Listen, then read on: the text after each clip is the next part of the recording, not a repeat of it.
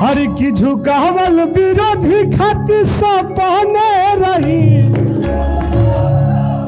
हर की झुकावल विरोधी खातिर सपने रही एजेपी भाई पूरा भोजपुरी अपने रही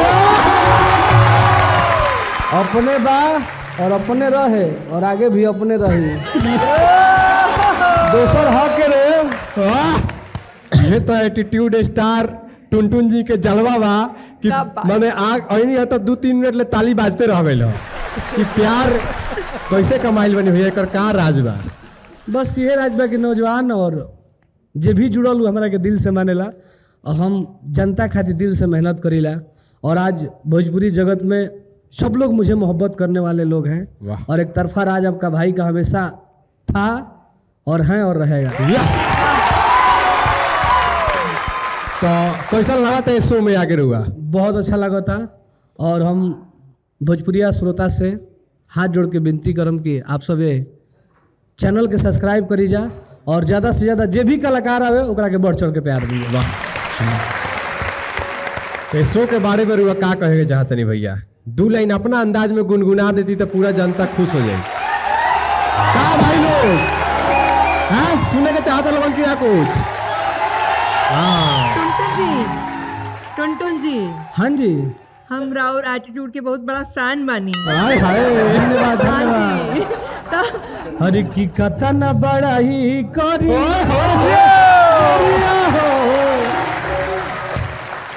अंजरिया के चांद हमन करे तकत रही तोहरे ओरिया हर की मन करे तकत रही तोहरे ओरिया अयोध्या के चांद लागेल। लव यू जानू। अरे की हेरा सभारी के छुई जमारी उठा ले मुकाटा गाटा जे धरी देव ना उड़ा दे उड़ा देबू हम उठवा ले पाखी जी को पता नहीं खे कि राइफल से खूंटा ठोका उड़ावल ले जा मुश्किल बा। हर की ऊंचा भइल भोजपुरी के नामा आज पिज्जा 200 के कारण भोजपुरी के खाना जे पिज्जा 200 के कारण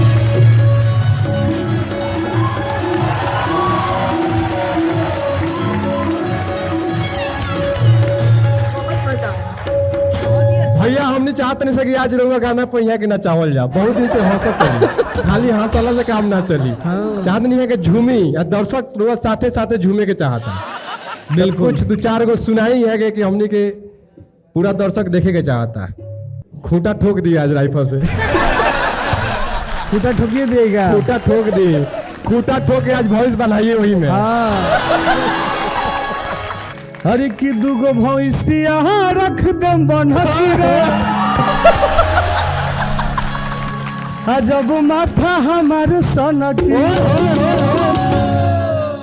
तारा ला 2 गो भैंस बन की रख दे। हर की रंगदारी के बात न करो सगरे बाटे हाला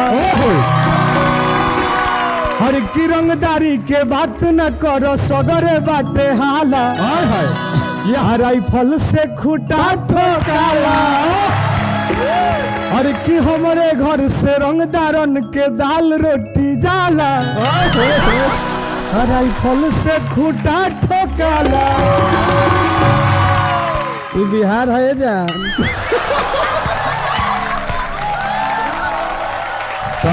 हम भोजपुरी हाँ कर्म क्षेत्र से। अच्छा जी बाकी वैसे तो तू भोजपुरी के क्यों न हो भोजपुरी के किंग है। तारा लिखा एगो सुंदर लड़की खाती हम गाना गले रही वो अपना रूप पर गुमान करता रही। अच्छा और हमरा लिखा रंगदार लड़का नोट पर लड़किया कह का भाई रे हर की सटिले जब बिंदिया फुला दिलो मिस इंडिया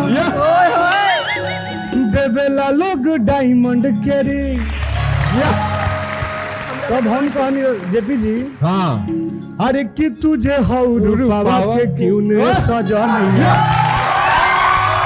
तो हम हई रुपया के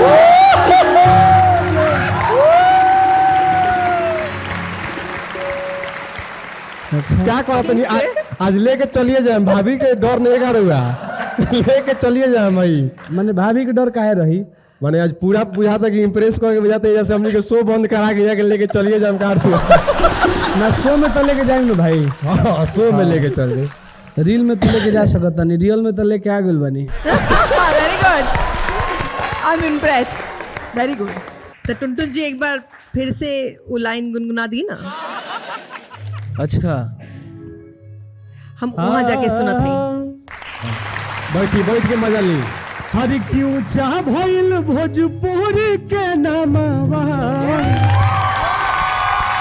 अजे पी भाई तोहरे करा अरे हंसी खुशी रहो सब कर मानवा अजे पी भाई तोहरे करा। बहुत बहुत धन्यवाद भैया माहौल बना देनी पूरा। कुछ और चाहिए सुना दी ना ना कहे ना कहे सब ले ले सुना दीजिए। चपले रही आज भर सब तोरे बा नाम तो हो जाए फिर। हर की नाम बराबादी हमर काम बराबादी मन बात करो न तो जानी कर शादी अरे की आँख भई लाल कोनो कांड कैले बाड़ा आज बोला कौना के रिमांड कैले बाड़ा दीदिया से मिलल हटे खुफिया खबर तू दहेज में दुनाली के डिमांड तब का कहता रू अब ये कहल जाओ कि भैया रुआ विराजमान हो की एक बार जोरदार ताली के साथ भैया के स्वागत करी लोग जेपी यादव शो में। तो पाखी जी कैसा लगा था ये एपिसोड में मजा होता बहुत मजा आवता हैं? एकदम पूरा पहला रंगदारी बार- झलकता। पहला बार अपने दर्शक लोग में एनर्जी हम देखते नहीं। अरे अभी तो ही अंदर होता नो बाहर जाए तक एकदम भूचाल आ जाए। बहुत बहुत धन्यवाद भैया रुआ तो एकदम माहौल बना देनी। और आगे के एपिसोड के अब शुरुआत कर जाओ और आगे के कार्यक्रम कुछ सवाल जवाब रही दर्शक लोग के जो दिल में इच्छा रहेला रुआ तो सब कोई के भेंट हो ना पाई। काहे ना हुई भाई कहाँ भेंट हो पावता होई रुआ के भेंट करे खातिर हमने कितने दिन से फेरा में लागल बनी सब तो अब आज डेट मिलल बा रुआ की फेरा में लगभग तो हो जाई। रवि भैया के वजह से डेट मिलल ना भैया। रवि भैया और विकास भैया के वजह से डेट मिलल बा। 2 दिन पहले डेट मिलल आज भेंट हो गई।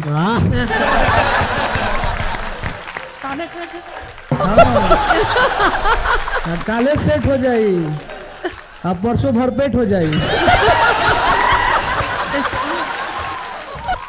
कुछ सवाल बा जौन ऑडियंस के दिल में रहेला जी और कमेंट में भी रुआ आवत हुई हमेशा अच्छा पूरा रील उल में न्यूज उज में जहाँ तहाँ चलत रहेला ओकरे के हमनी के चुनले बनी से कुछ।